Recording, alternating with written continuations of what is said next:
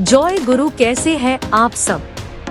हमारे YouTube channel Patna सत्संग बिहार को सब्सक्राइब करें और बेल आइकन को दबाना ना भूलें, जिससे आप हमसे जुड़े रहेंगे और सारे न्यू वीडियोस भी देख पाएंगे। धन्यवाद।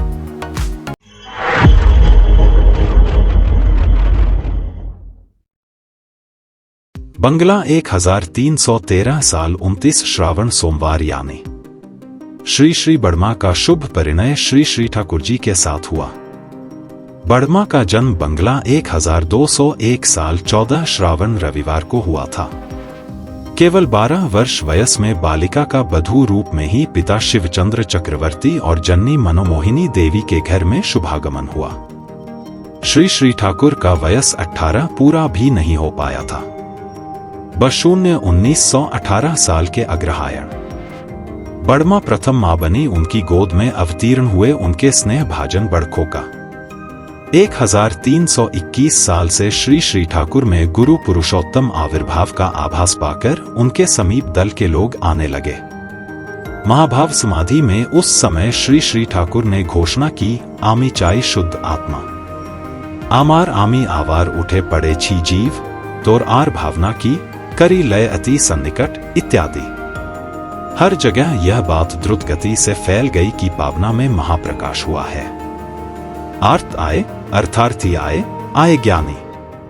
उस समय आकाश वाताश को प्रकंपित कर हिमायतपुर आंगन में जोर शोर से कीर्तन होने लगा। अद्भुत अलौकिक कितनी तरह की सारी घटनाएं संघटित होती रही। बड़मा का उस समय वयस केवल 20 वर्ष ही था। उस समय भी वह नवयुवती सोने जैसी उमा थी। फिर भी बड़मा बचपन से वेदोज्ज्वला बुद्धि की अधिकारिणी थी। घर के कर्ता श्वशुर परम प्राज्ञ शिवचंद्र अपनी ज्येष्ठा पुत्रवधू को बड़ा स्नेह करते थे, उन पर भरोसा भी था खूब। बड़मा को किताबी विद्या खूब अधिक नहीं थी। अपना बोध नहीं रहने पर सिर्फ किताबी विद्या से हो ही क्या सकता है। शास्त्र में है, यस्य नास्ति निजा प्रज्ञा शास्त्रेण की करोति सः लोचनाभ्यम विहीनस्तु दर्पणं की कतिष्यति। अर्थात बोधहीन के शास्त्र पाठ से क्या फल होता है। जो व्यक्ति अंधा है उसे दर्पण से क्या लाभ। किताबी विद्या हो या नहीं, पर इतना तो अवश्य है कि स्वयं विद्यारूपिणी थी। पार्वती के विद्यालाभ का वर्णन करते हुए कालिदास ने कहा है, ताहम माला शरदीव गंगा महौषधि नतकमिवात्म भासा स्थिरोपय समुपदेश काले प्रपोद्रे प्राक्तन जन्म विद्या। शरतकाल के आते ही जिस प्रकार हैसगण स्वतः गंगा के विमल जल के उद्देश्य से यात्रा करते हैं, अचल शिखरा स्थित औषधि रजनी के संयोग से जिस प्रकार अपने ही समुद्रमासित हो उठती है, उसी प्रकार जन्म जन्मार्जित विद्या समय पर स्वयं विकसित होती है।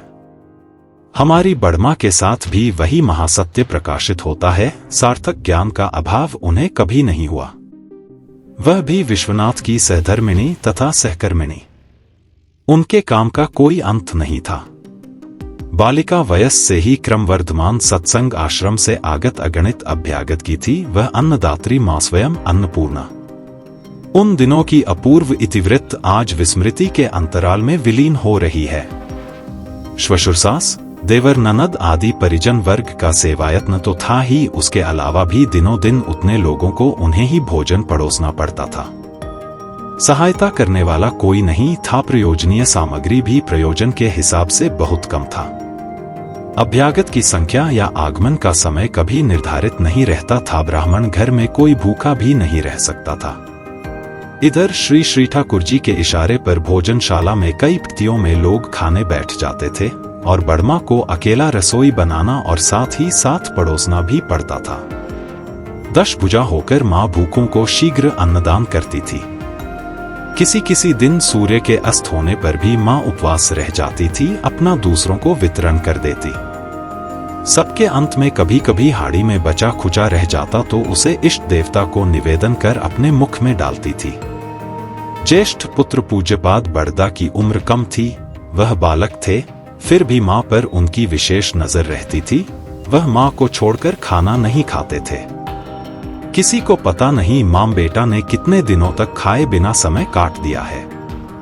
विद्यार्थी जीवन में ज्येष्ठ पुत्र मां के साथ बचे हुए भोजन करने बैठते थे। तो उसी बीच उन्हें खबर मिल जाती कि 2 अतिथि आए हैं। माँ लड़का का हाथ पकड़कर कहती, अतिथि आए हैं, रहने दो, आज और खाना नहीं है। न माँ को इसके लिए दिल में कोई मलाल रहता और न पुत्र को ही। दोनों किसी तरह का कष्ट अनुभव नहीं करते, वह भी परम पुरुष की अंग ज्योति। परमपिता के दरबार में आगत कितने रिक्त हृदय को उन्होंने कितनी तरह से भर कर विपुल दक्षिणा दिया है। 2 एक कहानी स्मरण हो पड़ती है। रघुनाथदा की स्त्री प्रतिभा रानी भट्टाचार्य बड़ी भक्तिमती थी। परमपिता ने उन्हें रूप, गुण इत्यादि बहुत कुछ दिया था, किंतु उनके दिल में इस बात का बड़ा दुख था। विवाह कितने वर्ष बीत गए पर भाग्य में उन्हें पुत्र मुख का दर्शन नहीं हुआ। डॉक्टर वैद्य को कंसल्ट किया गया, किंतु सब कुछ विफल हुआ। उपयुक्त स्वामी पाने के बावजूद भी वह अब तक मां न बन सकी थी। इस वेदना ने उनको आकुल बना दिया था। उन्हें यह विश्वास था, बड़मा साक्षात भगवती है, बड़मा आशीर्वाद दें तो उसकी सर्वार्थ सिद्धि हो सकती है। इसीलिए वह बड़मा के द्वार पर आकर रो पड़ी। उनकी प्रार्थना से प्रसन्न होकर बड़मा ने वरदान दिया, जाओ इसी बार गोद में बच्चा साथ लेकर आओगी। प्रतिभा रानी 2 बच्चे की जननी बनकर धन्य हो गई। श्रीयुक्त विजय शर्मादा सरकारी एक उच्चपदस्थ कर्मचारी थे। उनकी स्त्री भी विशेष भक्तिमती थी। विवाह के 14 वर्ष बीत गए, उनका भी रिक्त हृदय रो उठा। प्रतिभा रानी जैसी भी उनकी अवस्था थी, उन्होंने भी बड़मा के निकट आकर प्रार्थना की। उनकी प्रार्थना मंजूर हुई और वरदान मिला। पुत्रमुख दर्शन कर वह भी धन्य हुए। ऐसे कितने दृष्टांत हैं जिनकी जानकारी बहुतों को नहीं है।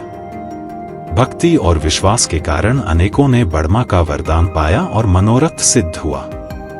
एक दिन एक मां परमदयाल श्री श्री ठाकुर के पास निवेदन करती है, मेरा सांसारिक जीवन यंत्रणामय हो गया है, अब बर्दाश्त के बाहर है।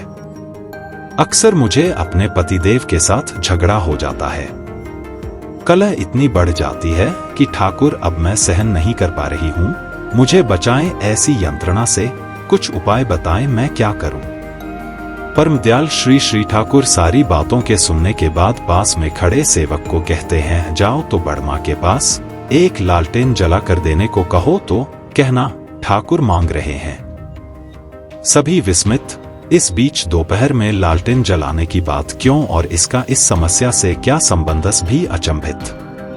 वह सेवक श्री श्री बड़मा के पास जाकर कहते हैं, ठाकुर एक जलता हुआ लालटेन मांग रहे हैं। श्री श्री बड़मा बिना कोई सवाल जवाब किए, इस दोपहर में लालटेन क्यों जलाने बोले हैं, किस लिए, क्या होगा, इन सब बातों को कहे बिना तुरंत उठकर एक लालटेन जलाकर उस सेवक को दे देती है। उस मां को कुछ समझ में नहीं आया कि मामला क्या है।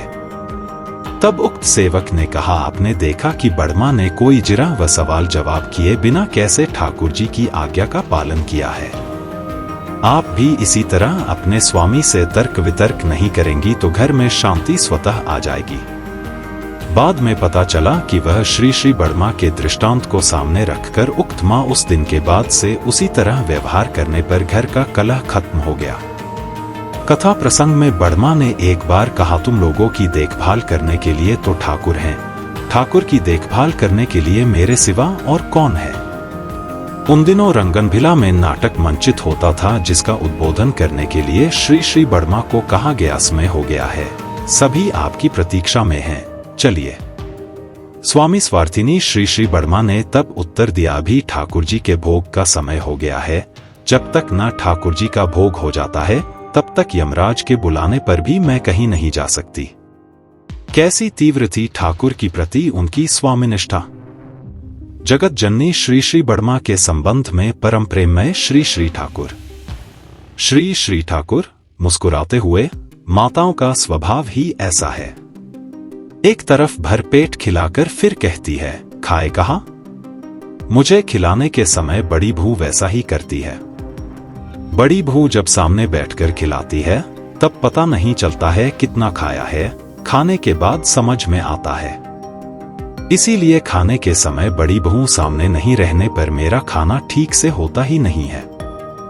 बड़ी बहू के साथ मेरी शादी नहीं होने पर मैं तो मुश्किल में पड़ जाता।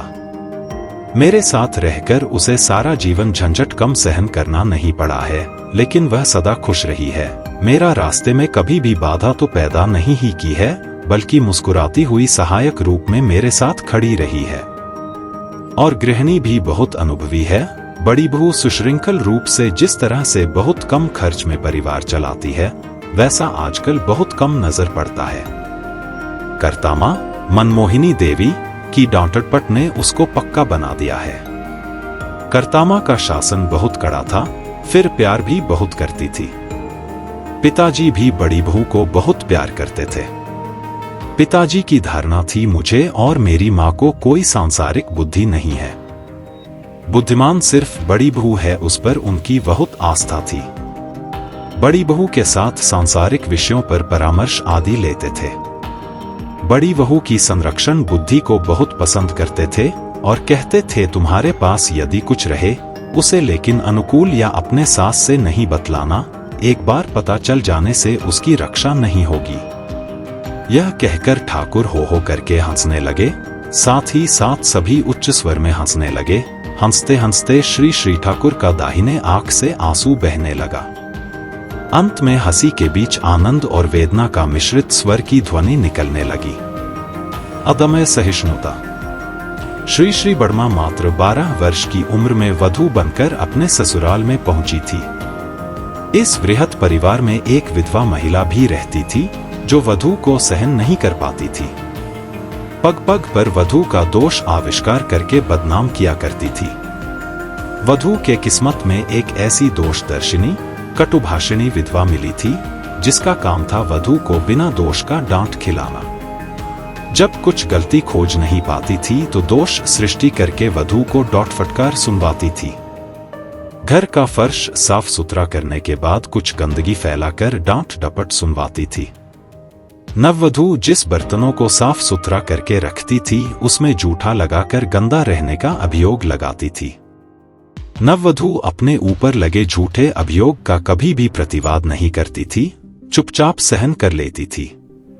नववधू बहुत सहिष्णु थी, इसी कारण उस पर मिथ्या दोषारोप बराबर लगाया जाता रहा। नित्य दिनों की तरह एक दिन विधवा महिला वधू को अनर्गल कटुक्ति करती हुई कह रही थी, कितना गंदा रहती है रे यह वधू, ऐसे कोई बर्तन मांजता है, छिया सभी बर्तनी में जूठा लगा हुआ है, इसके हाथों से खाकर सभी अपना धर्म गवा देंगे।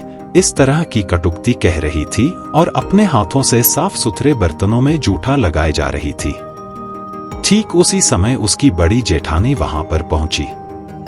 उसका यह सब कांड देखकर आश्चर्यचकित हो गई। बहुत जोर से डॉटती हुई बोली, सब तुम क्या कर रही हो? अचानक अपने जेठानी द्वारा रंगे हाथ पकड़े जाने के कारण वह विधवा महिला चौंक गई। उसकी जेठानी कब जो दबे पांव वहां पर पहुंची थी उसे पता भी नहीं चला। जेठानी तिरस्कार करते हुए बोली, छिया तुम इतना गिर गई हो? इस तरह अपने हाथों से बर्तनों में जूठा लगाकर निरपराध वधू पर दिन रात मिथ्या आरोप लगाते रहती हो, नरक में भी तुमको जगह नहीं मिलेगी। उस दिन के बाद से वधू को मिथ्या आरोप से मुक्ति मिल गई। लक्ष्मी मां श्री श्री बड़मो को सास-ससुर, श्री श्री ठाकुर एवं परिवार के अन्यान्य परिजनों की देखभाल का दायित्व था। परिवार में सदस्यों के अलावे अतिथियों के आने जाने का तांता लगा रहता था। किसी किसी दिन तो अतिथियों की संख्या 100 से भी ज्यादा पहुंच जाती थी। श्री श्री बड़मो पर सबका खाना बनाकर खिलाने का दायित्व था। वे अकेला ही यह दायित्व पूरा करती थी। यही था उस घर के वधू का कर्तव्य, इस परिवार का अलिखित आवश्यक पालनीय अनुशासन। सभी लोगों को खिलाने के बाद यदि खाना बचता था तो खाती थी, नहीं तो भूखे पेट रह जाती थी। कई बार दोपहर में सबको खिलाने पिलाने का काम समाप्त करके अपना खाना खाने बैठती थी कि ठीक उसी वक्त पता चला कोई एक भूखा व्यक्ति आया है, उसके खाने का इंतजाम करना है। आज की तरह उस समय तो गैस की कोई व्यवस्था नहीं थी। लकड़ी या कोयला जलाकर खाना बनाना पड़ता था, जिससे मेहनत और समय ज्यादा लगता था। उस समय क्या किया जाएगा? खाना आरंभ नहीं की थी, इसीलिए स्वयं भूखे रहकर अपना खाना अतिथि को परोस देती थी। स्वयं भूखी रह जाती थी या कुछ पूंजा खाकर पानी पीकर संतुष्ट हो जाती थी। इस तरह जो कितना दिन बीता था उसका कोई हिसाब नहीं है। कभी कभी ऐसा भी हुआ है कि सभी व्यंजन समाप्त हो गए हैं, सिर्फ थोड़ा सा भात बचा रह गया है। श्री श्री बर्मा को नाम मात्र का भात खाकर सारा दिन बिताना पड़ता था। उनका विचार था पारिवारिक जीवन में कष्ट तो सहन करना ही पड़ेगा।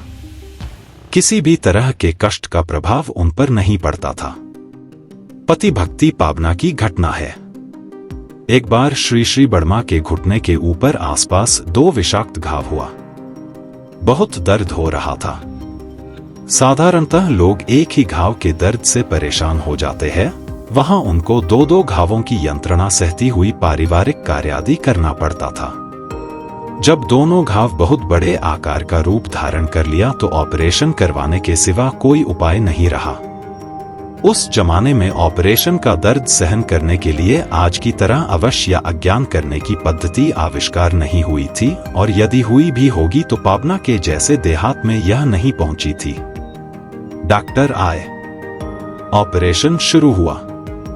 श्री श्री बर्मा घूंघट में चौकी के एक किनारे दांत पर दांत दबाकर ऑपरेशन का दर्द चुपचाप सहन कर रही थी। एकदम निथर, निश्चल, स्थिर होकर पड़ी थी। ऑपरेशन समाप्त हुआ।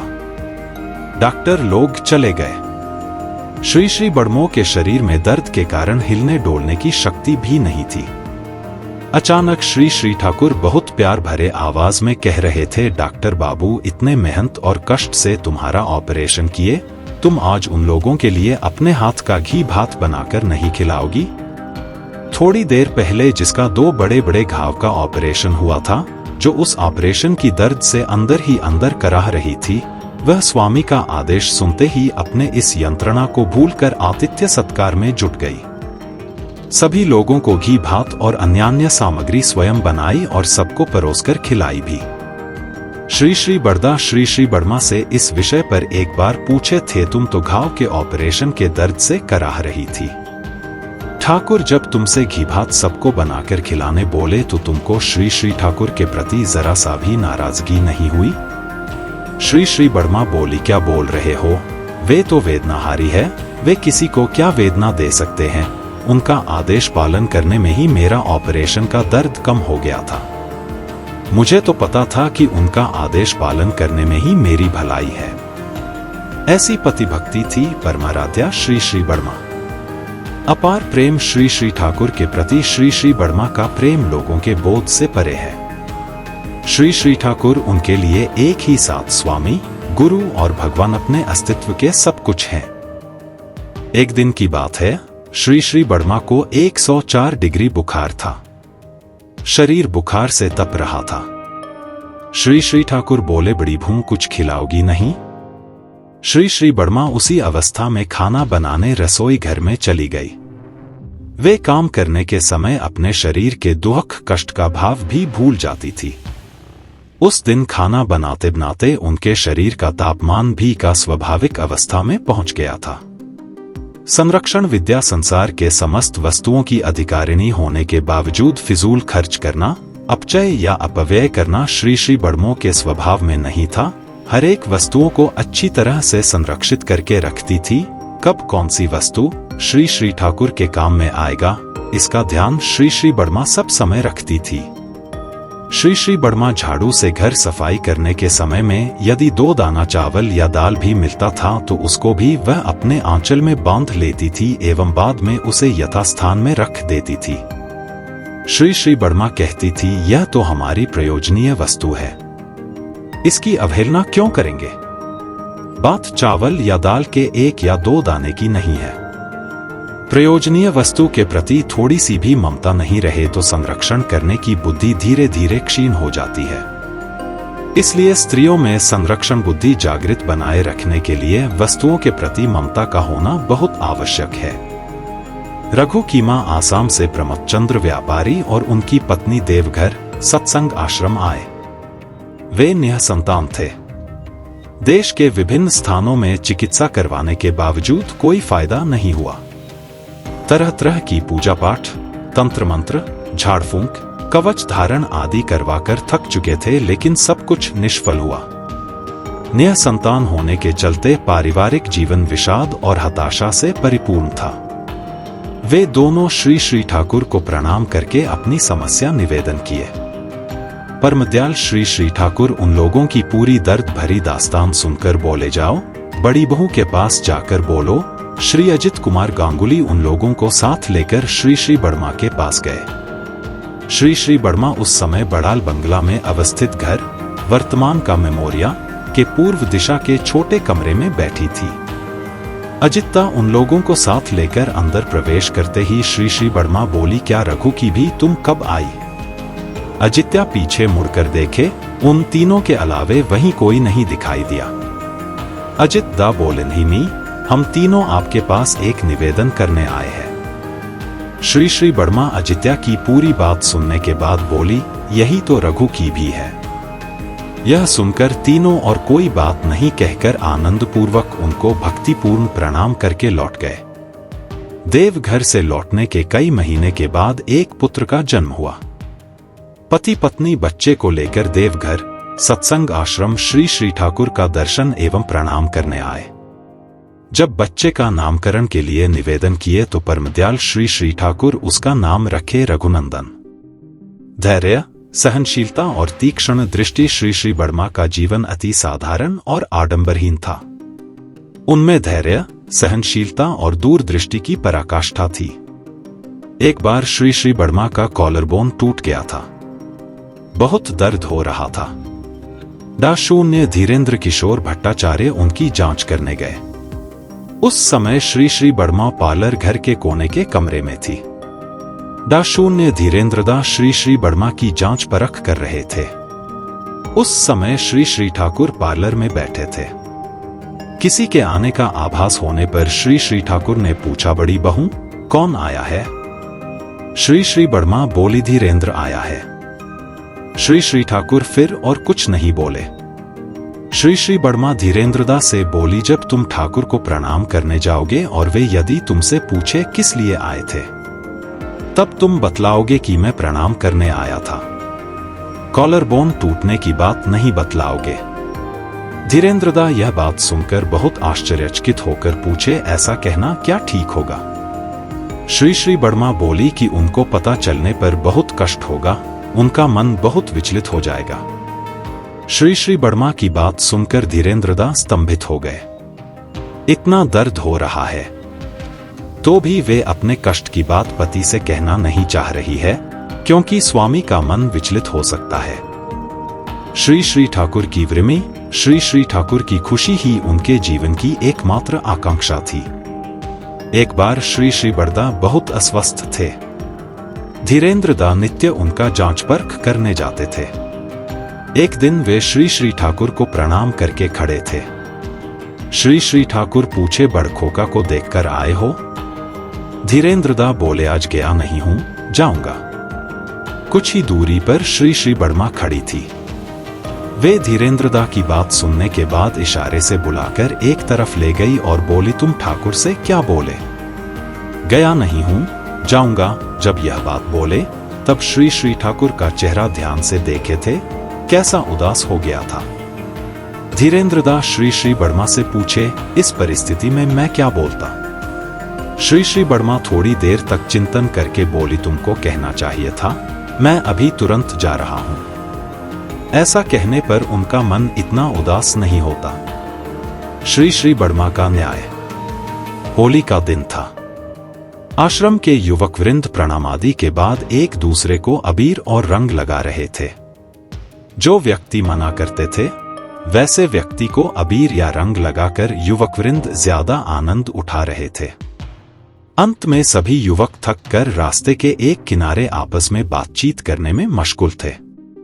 इसी बीच शैल डॉक्टर नामक एक प्रौढ़ महिला आनंद बाजार से दोपहर का प्रसाद लेकर लौट रही थी। शैल डॉक्टर दाई का काम करती थी, इसीलिए आश्रमवासियों के लिए वे डॉक्टर के नाम से परिचित थी। वे स्वभाव से थोड़ी चिड़चिड़ी थी। होली के दिन का अंतिम पहर था। युवकगण उनसे मजाक में रंग लगाने की कोशिश किए तो गाली गलौज करने लगी। यह देखकर युवकवृंद उसको पूरे रंग से नहला दिए। मजाक थोड़ा ज्यादा ही हो चुका था। वे सीधे श्री श्री ठाकुर के पास शिकायत करने चली गई। श्री श्री ठाकुर भोग के बाद विश्राम करने जा रहे थे कि ठीक उसी समय शैल डॉक्टर श्री श्री ठाकुर से युवकों की उच्छृंखल व्यवहार की शिकायत की। शैल डॉक्टर की शिकायत सुनते ही श्री श्री ठाकुर बहुत गुस्साते हुए बोले, चलो तो देखे कौन कौन युवक इस असमय तुमको रंग से नहला दिया है। श्री श्री बड़मो यहाँ पर ही उपस्थित थी।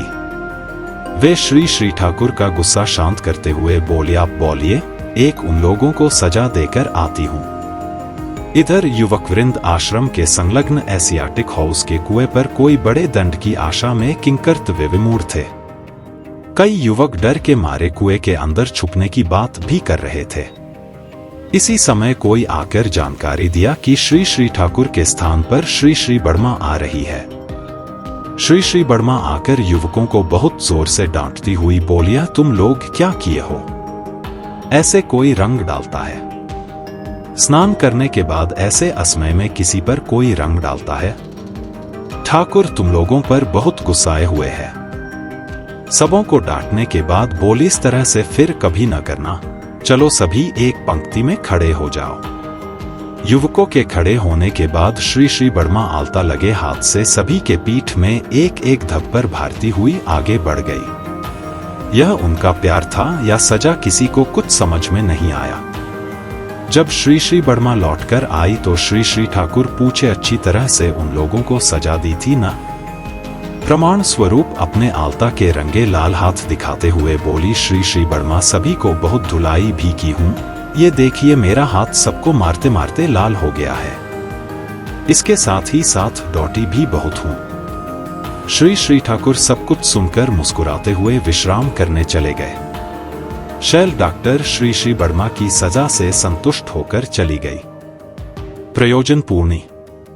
श्री श्री ठाकुर को कब किस चीज की जरूरत होगी, श्री श्री बड़मा इसके लिए सब समय तैयार रहती थी।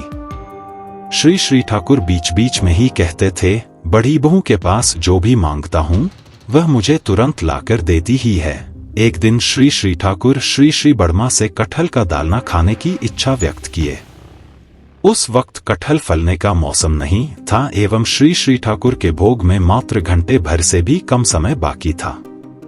श्री श्री बड़मा के निर्देश से श्री श्री बड़दा समस्त आश्रम के कटहल पेड़ में खोज करवाए, कहीं कटहल नहीं मिला। बाजार में भी खोजबीन करवाए, वहां भी नहीं मिला।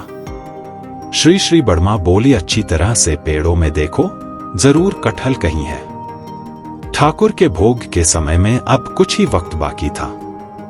अचानक कोई आकर बतलाया कि श्री श्री बड़मा के रसोई घर के पीछे के कटहल के पेड़ के सबसे ऊपरी डाली पर एक कटहल दिखाई दे रहा है। उसे तुरंत तोड़वाया गया। श्री श्री बड़मा दालना की सामग्री पहले से ही तैयार करके रखी थी। कई मिनटों में ही अति सुस्वादु कटहल का दालना बनाकर ठाकुर भोग का इंतजाम कर दी। व्याकुल होकर परम पुरुष की सेवा में नियुक्त रहने पर सेवकों के प्रयोजनों का पूर्ण परम प्रकृति कर ही देती है। ठाकुर जब हाई स्कूल के छात्र थे उस समय ही उन्होंने अपनी बालिका वधू के विषय में एक कविता लिखी थी।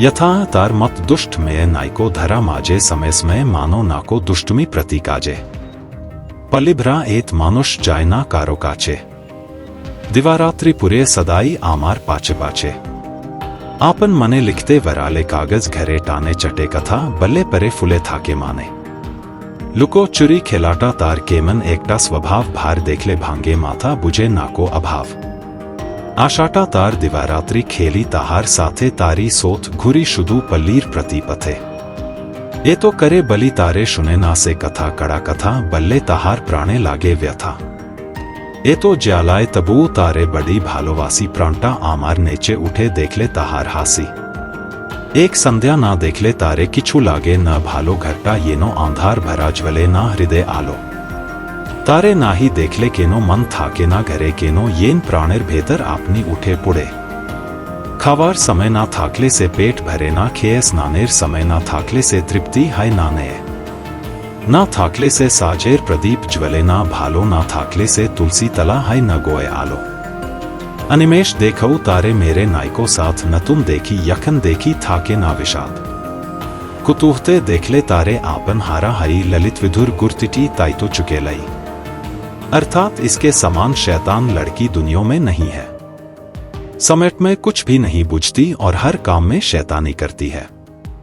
गांव में इतने लोग भरे हैं, किसी के पास नहीं जाती, दिन रात मेरे ही पीछे घूमेगी। कभी अगर लिखने को बैठता हूं तो कागज पकड़ के खींचती है और अगर गुस्सा कर कुछ बोलूं तो मान में फूली रहती है।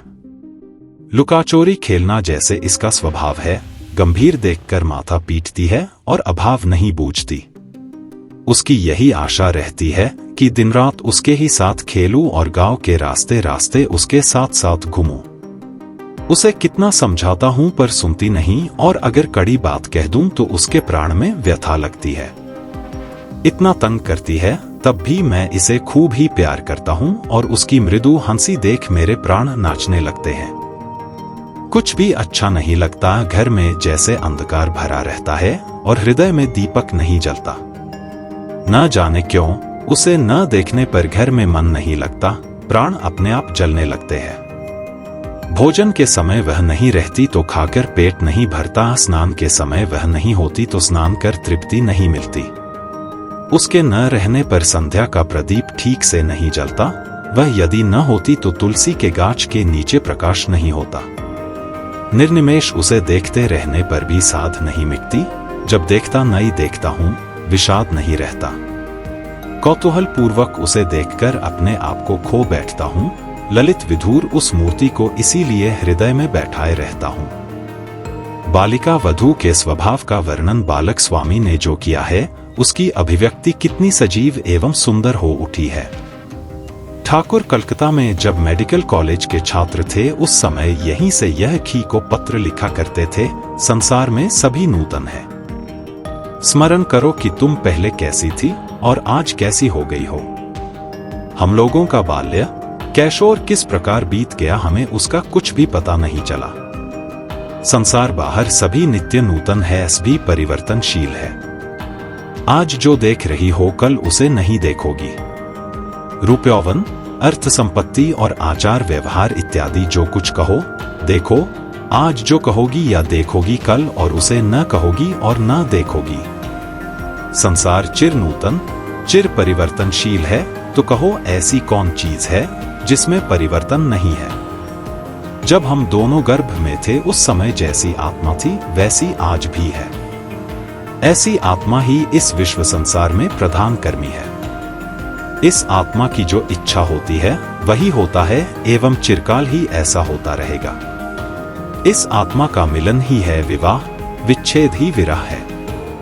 चिर परिवर्तनशील मन को यदि अपरिवर्तनीय बनाकर चिर स्थिर प्राण के साथ एकत्र निर्विच्छिन्न भाव से मिलने से जो हो सकता है उसे प्रकृत प्रेम कहा जाता है, एवं उस प्रेम के साथ धर्म अर्थ का मोक्ष निर्विच्छिन्न भाव से विराजमान रहता है।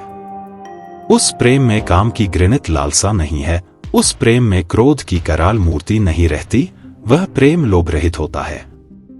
वह प्रेम मोह के जाल में जीव को नहीं फंसाता, उस प्रेम में निम्नाकर्षणकारी माया नहीं है, उस प्रेम में विश्व विकसित होता है, उस प्रेम में विरह नहीं है, भेद नहीं है, उस प्रेम में स्वामी स्त्री के प्राण एक हो जाता है। देवतागण की जितनी पृथ्वी है सारी पृथ्वी एक होने पर भी उसमें विरह नहीं ला सकता है। यदि प्रेम ही करना है तो इसी तरह से प्रेम करना उचित है। बाद में दूसरी चिट्ठी में उन्होंने लिखा, जो उनका नाम करता है उसकी शारीरिक मानसिक सर्व प्रकार व्याधि विनष्ट होती है। वह अमृत है, उनका नाम अमृतमय है, जो जितना पान करता है उसे उतना आनंद है। निस्संदेह दिल खोलकर विश्वास करती हुई उनका नाम करो, आनंद में भरपूर होगी, अमृतमय हो उठोगी। ठाकुर के प्रति बड़मा का प्रेग अनुराग हमारे बोध के एक दुर्दिगमय देश की मृत्यु है। ठाकुर स्वामी एक ही साथ उनके गुरु और भगवान है, उनके अस्तित्व के सब कुछ है। ठाकुर के मनोज्ञ आचरण से उनके जैसा आज तक कौन चला है? क्या कोई समर्थ हो सकेंगे? बड़मा की ठाकुर सेवा की कितनी चित्ताकर्षक कहानी मैंने सुनी है। एक दिन की घटना है। बड़मा के शरीर का ताप 104 डिग्री था। ठाकुर ने कहा, बड़ी बहू क्या नहीं खिलाओगी? अम्लान चित्त से वह रसोई बनाने चली गई। कर्म व्यस्तता में ही कभी तापमात्रा स्वाभाविक अवस्था में आ गया। बड़मा श्री ठाकुर के निकट ही रहती। डॉक्टर ने आकर चुपचाप पट्टी लगा दी। पाँव में असहनीय वेदना थी, किंतु ठाकुर को कुछ भी पता नहीं चला। कुछ दिन पहले की बात है। श्री ठाकुर के महाप्रयाण के कुछ माह पहले 9:30 बजे थे। श्री ठाकुर ने मुझे आदेश दिया, जाओ बड़ी बहू को पूछ कर आओ, अभी वह क्या कर रही है। जाकर देखो। बड़मा को स्नान कराए जाने के बाद उन्हें चौकी पर बैठाया गया है। दोनों रंगे पाव छोटी चौकी पर है। माथे में सिंदूर का टीका है और मांग में है सिंदूर। लाल पार की साड़ी पहने हुई है। माथे पर घूंघट है। मानो स्थिर शांत एक लड़की बैठी है। सुंदर एक लक्ष्मी प्रतिमा मानो चारों ओर रोशनी फैला रही है। प्रणाम करने के बाद बड़मा के चरणों में निवेदन किया। बड़मा, ठाकुर ने मुझे यह जानने के लिए आपके निकट भेजा है कि आप अभी क्या कर रही है। उन्होंने धीर मृदु स्वर में कहा, बोलो। स्नान कर में बैठी हूं। ठाकुर, भोग हो जाने पर मैं खाऊंगी। इस संक्षिप्त मामूली बातों में कैसा जादू था, कैसी आंतरिकता थी जिसे भाषा में व्यक्त करना संभव नहीं है। बड़मा में सूर्य के जैसा पराक्रम भी देखा है, कैसा प्रगाढ़ था उनका व्यक्तित्व। ठाकुर के प्रति उनका प्रोटेक्टिव अर्ज कैसी प्रचंड तेजोविभा में दीप्त है। इस क्षेत्र में भी वह सिंहवाहिनी। वैष्णव शास्त्र में है, पीरिति परम वेद गो सखी पीरिति परम वेद। ऐसी ईश्वर प्रीति या ईश्वर अनुराग ही उपनिषद वर्णित आदित्य तेज वेद माता गायत्री है। द्विज की वह है नित्य आराध्या। हमारी बड़मा ही ऐसी मूर्तिमती विद्याशक्ति है। ठाकुर के प्रति आकर्षण का सहज सरल स्वाभाविक मूर्त विग्रह है। दैवी चलन के घनीभूत चेतन रूपायण है। पुरुषोत्तम के नर रूप संग नारी रूप भी देखा सबने। दयाल ठाकुर संग श्री बड़मा को लीलामय की संगिनी हो लीला करते देखा सबने। घरनी का घर कैसा हो तिनका का ख्याल रख दिखा दिया श्री बड़मा ने। पति आदेश कैसे पालन करेंगी सिखा दिया श्री बड़मा ने। कैसा होगा नारी का वसन, कैसा होगा चाल चलन। सिंदूर सुहाग कैसे ढकेंगी माथे पे आंचल रखकर सिखा दिया श्री बड़मा ने। किसकी क्या रुचि है, खाने को किसको कब लगी है, भूख किसको कब सोना है जगना, एक लहमा में बता दिया है ममतामयी श्री बड़मा ने। पानी का पिपासा है तो बिन बोले ही दौड़ जाती है। तनिक किसी को कष्ट न हो, 10 भुजा वाली मां बनकर 2 हाथ को 10 बना लिया। दुर्दिन में कैसे संसार को एक सुत में बांध रखेंगी हर नारी को सिखा दिया मां। हंसते हंसते सारे कष्टों को सह कैसे घर संसार गढ़ेंगी। परम पुरुष की परमा प्रकृति है षोडशी वाला देवी। तेरा आविर्भाव से ही जीव जगत के जनमानस में नूतन नया उत्साह जगा। हे पुरुषोत्तम की घरनी, तेरी आविर्भाव तिथि में मेरा नमन स्वीकार करो मां। ठाकुर चलन पे चलने का आशीर्वाद दे दो हे श्री बड़मा। जगत जननी श्री बड़मा के प्रति परम प्रेममय श्री ठाकुर के भावोद्गार। तुम साध्वी सती स्वामी प्रायणा हो। तुमको फिर मैं क्या शिक्षा दूंगा, बल्कि मैं ही तुम्हारे निकट तुम्हारी स्वामी भक्ति की शिक्षा पाने के उपयुक्त हूं। संभव हो तो तुम ही जहां तक हो सके ले चलो। जो स्त्री स्वामी को साक्षात देवता मानकर स्वामी सेवा देव सेवा समझकर स्वामी के सुख में सुखिनी स्वामी के दुख में दुखिनी होती है, जो रमणी स्वामी के बिना और कुछ भी नहीं जानती है, ऐसी देवी के निकट मुझे बहुत कुछ सीखना है। आप लोगों के ठाकुर यदि नारी देह धारण करके जन्म लेते तो उनका जो रूप होता वही यह बड़ी भू है। बड़ी भू यदि स्वस्थ रहती तो मैं शायद अतिशीघ्र स्वस्थ हो जा सकता। बड़ी बहू नहीं रहने पर मेरा लोक जीवन ऐसा निरुद्वेग नहीं होता। मां, श्रावण महीने की घने बारिश में पुण्य आविर्भाव हुई थी। वर्षा की अशेष अविरल धारा के जैसा अकृपण स्नेह निर्जर से हम लोगों को तुम शीतल कर दी हो। आशीर्वाद दीजिए जिससे कि हम लोग शुद्धात्मा हो सके। परमदयाल श्री ठाकुर के संग आपको योग्य आसन में बैठाकर अंतर बाहर से पूजा कर सके। जय गुरु। अगर हमारा वीडियो आपको अच्छा लगा तो हमारे YouTube चैनल पटना सत्संग बिहार को सब्सक्राइब करें और बेल आइकन को दबाना ना भूले, जिससे आप हमसे जुड़े रहेंगे और सारे न्यू वीडियोस भी देख पाएंगे। एक छोटा सा रिक्वेस्ट है, आप लोग कृपया हमारा वीडियो को शेयर करें अपने गुरु भाइयों को, गुरु माताओं को, अपने फैमिली मेंबर्स को। धन्यवाद। जय गुरु।